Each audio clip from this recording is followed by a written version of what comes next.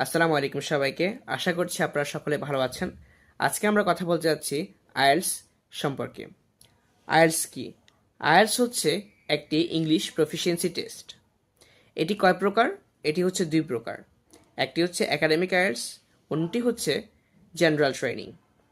যারা বিদেশে উচ্চশিক্ষার জন্য যাবেন তারা একাডেমিক আইএলটিএস টেস্ট দিবেন, আর যারা চাকরির জন্য যাবেন তারা জেনারেল ট্রেনিং আইএলটিএস দিয়ে থাকেন। এখন আইএলটিএস কয়টা মডিউল হয়ে থাকে? আইএলটিএস সাধারণত 4টা মডিউলে হয়ে থাকে: speaking, listening, reading and writing. Speaking টেস্টের মাধ্যমে যাচাই করা হয় আপনি কতটুকু ইংরেজিতে কমিউনিকেট করতে পারবেন সবার সাথে, সেই দক্ষতাটা যাচাই করা হয়। অন্যদিকে লিসেনিংয়ের মাধ্যমে কি যাচাই করা হয়?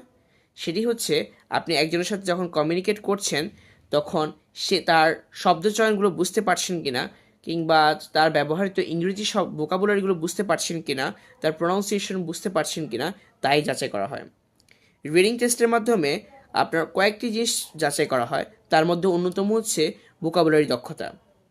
অন্যদিকে রাইটিং টেস্টের মাধ্যমে যাচাই করা হয় আপনি যে কোনো এসে বা প্যারাগ্রাফ ইংরেজিতে লিখতে পারছেন কিনা সঠিকভাবে, তা যাচাই করা হয়। সো আজকের ভিডিও এতটুকুই।